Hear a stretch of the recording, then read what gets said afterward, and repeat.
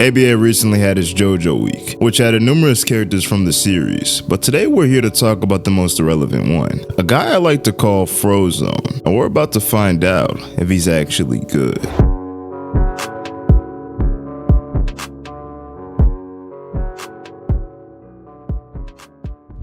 The first thing to notice about Ghiaccio is the fact that he has 135 HP. Now this means he can survive combos that would usually kill, but one thing that's not transparent is his passive, which allows him to get faster on ice. And if you're wondering, this also works if someone's playing Ghiaccio just like you. However, his most apparent thing is his 10-second stun with ice moves.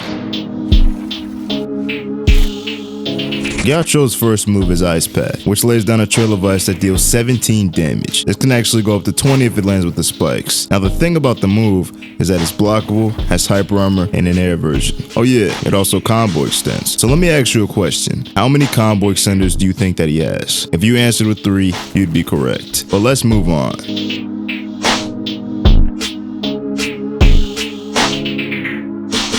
Freeze and Touch is Ghiaccio's second move. It strikes forward and places ice on the ground, but if used in the air, it doesn't create any ice. Oddly enough, the move has hyper armor and also guard breaks, meaning you could actually just cast it through someone's attack. However, Ghiaccio's third move, Skate Dash, is also able to extend. But this move basically skates around before doing a powerful sweep. And guess what?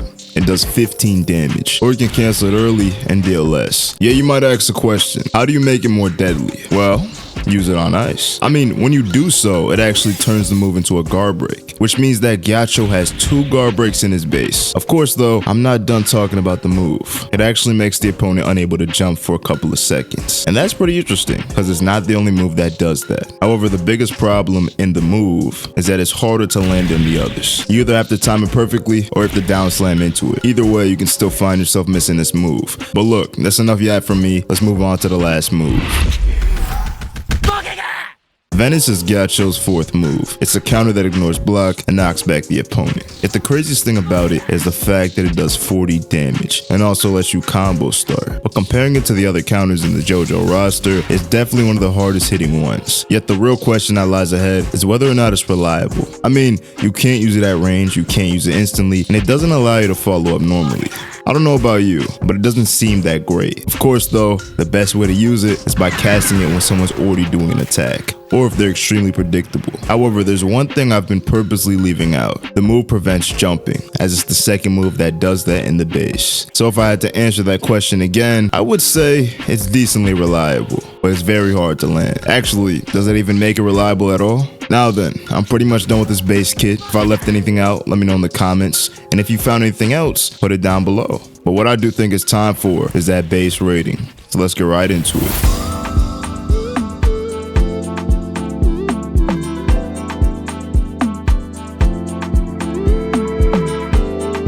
Starting with our first tier, combo potential, Ghiaccio gets a 9.5 out of 10. He has 3 combo extenders and a counter that can somewhat combo start. If the counter could extend regularly, I would give him a 10 out of 10, but 9.5 is pretty damn good. However, this doesn't mean his combos are perfect. You see, the third move requires some decent timing in order to land it. I mean, if you mess up, your opponent can escape and attack you instead.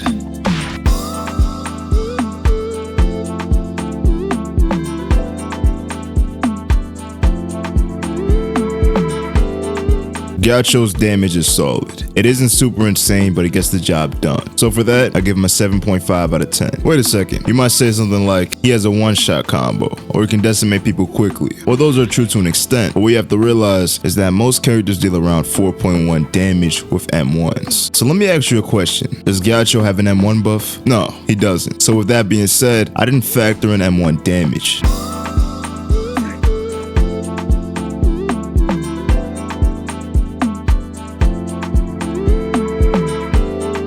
For Ghiaccio's usability, I gave him a 10 out of 10. He has a counter, 3 combo extenders, and 2 moves that disable jump. Oh yeah, what else does he have? He his passive, and 15 more HP than most characters. This means that Ghiaccio can not only survive longer, he can also combo more often, and take away an aspect of mobility. But after that is his team play, and it's actually quite good. You can stun your opponent and start up a combo, having your teammate follow up. But where he kind of struggles is saving others. You see, his moves are solid, but only one of them knocks back. So if your teammate is stuck in a combo, you probably won't get them out. And we also have to think, what versatility does Ghiaccio have? Can he heal teammates, teleport, fly them around? No. So with that being said, he gets a 7.5 out of 10. Next up is a tier that requires 0 skill. It's the tier that is mostly based off of how good a character is without using combos. The first big thing that I noticed is the sheer amount of hyper armor he has. The first move has it, the second move has it, and the third move doesn't have it, but it can feel like it has it. I mean, his only option that doesn't outright feel like it has it is the counter, which in return can deal 40 damage. But my biggest takeaway is the absolute ability to play passive. So for his neutral game, I gave him a 7 out of 10. You can definitely just win by using moves. Occasionally I'm winning and playing passive, but it's not the same as landing his combos, which confirm kill. Now for the final thing that I go over in his base rating, doesn't actually have a rating of its own. Instead it's something that brings up a question. Do you need skill in order to use Ghiaccio's base? And to answer that, no, you don't. You see, his base is probably one of the easiest ones to use in all of ABA. There's not really a level of skill required for any of his moves, and you could argue that combo starting with his counter is the only thing that requires an ounce of skill. On top of that, his flaws aren't that huge. So with that being said, let's go ahead and move on to the base rating. Ghiaccio gets a 41.5 out of 50, which is pretty damn good. What really works for him is the fact that he's so simple to understand. There's no level of thought that's needed, and you could probably be brainless and still find yourself winning. I mean, a prime example of this is my very terrible gameplay video where I didn't even use my brain at all. I was still able to win most matches and beat people quite easily. Anyways, Ghiaccio's base is very good, but the next question I'm gonna ask is pretty obvious. How good is his awakening? Let's find out.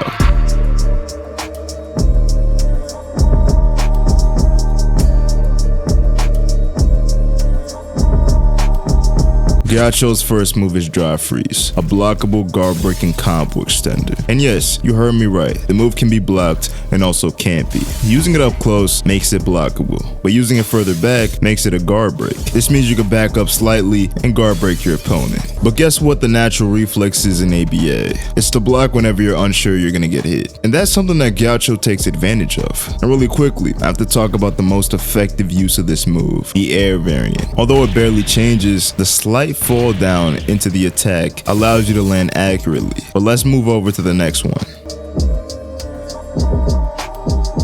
Ice Crater is Ghiaccio's second move. It can combo extend and has another variant just like the first one. But let me tell you something. What's the natural reflex? I mean, I was just talking about it for a second. If you block too far back, you're gonna get punished badly. But of course, the biggest strong suit for Ice Crater is its decently low cooldown. I mean, you shouldn't be able to go super fast on your ice, as well as create more of that ice pretty rapidly. But look, does that really matter? ABA is a game where skill means absolutely nothing. So with that being said, let's move on to the next move. Ice Skating is Ghiaccio's third move, and it almost remains the same. The only difference is how long it lasts and the fact that it creates ice below you. Oh yeah, how could I forget? It guard breaks with the second hit, as well as combo extending. But I would say it's probably the worst move in his awakening, and the reason why I say that is because it's pretty easy to miss and it goes pretty damn fast.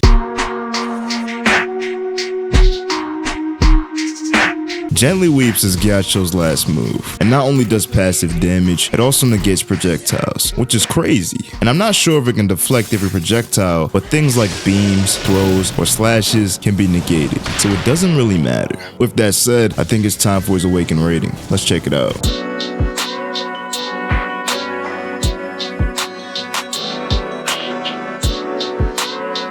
Once again, beginning in the realm of combo capabilities, he gets a 10 out of 10. I don't even need to explain this, but guess what? I will. Ghiaccio can combo extend with 3 moves in his awakening. It can guard break with all 3. The only thing you might have issues with is trying to extend with the third move. Just like in the base, it requires a certain level of timing in order to land. Next up is damage, and Ghiaccio gets an 8.5 out of 10. Like I said, I separate M1 since most characters do the exact same amount, and he doesn't really get an M1 buff in his awakening. However, for his usability, his awakening gets a 10 out of 10. You can stun people, combo extend, run away, and chase down anyone. He can also negate projectiles and can simply just stay super passive. So that pretty much seals the deal. Yet there's another tier to break down, and that's team play.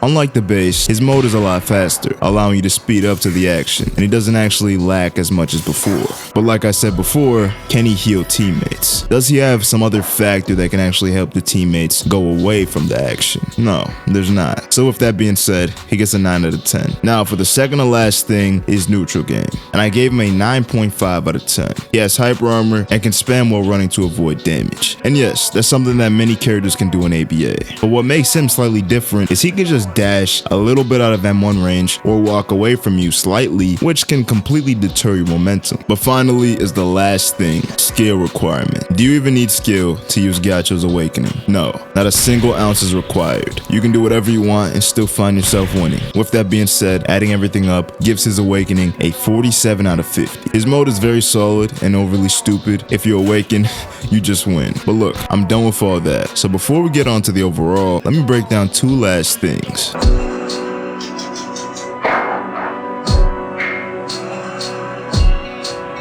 Price is the second to last rating I'm going to talk about. It's something I've always wanted to add in my videos. I mean, having almost every character besides these two makes me always wonder what the price is of every character beforehand. And I gotta say, Ghiaccio is definitely worth the price. He costs barely above 1,000 gold and has a lot of combos you can abuse. He's also very easy to understand, and you could probably learn him in one match. On top of that, he's better than some characters that cost more than him, which makes me give him a 9 out of 10 for price. If he was free, he would get a 10. But now the final thing I'll be rating is simply cosmetic, and that's his design, which factors in animations, skins, and sound design. And look, I'm not trying to be super harsh. ABA isn't exactly a game that's known for its revolutionary graphics, but what Ghiaccio is, it works. But what I like the most about him is his awaken animation. Look though, his skins are cool, but aren't unique. It's just a different colorway. However, his sound design is really what I like. The voice lines, the sound of the ice, the overall combination of everything. But of course, the biggest thing I don't like is his moves and how they look. Sure, they work for ice, but they're simply cut short. And what does that mean?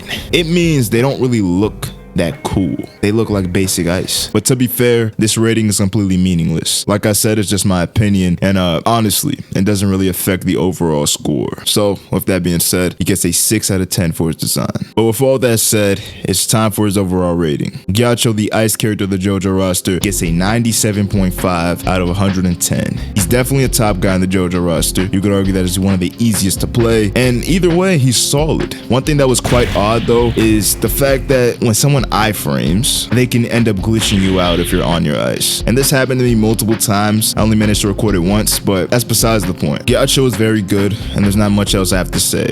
With that being said, this entire video was my whole opinion on Ghiaccio, so let me know how you feel on him and my review in the comments. With that being said, that ends today's video. If you enjoyed, drop a like, subscribe, and I'll see you in the next one. Peace out.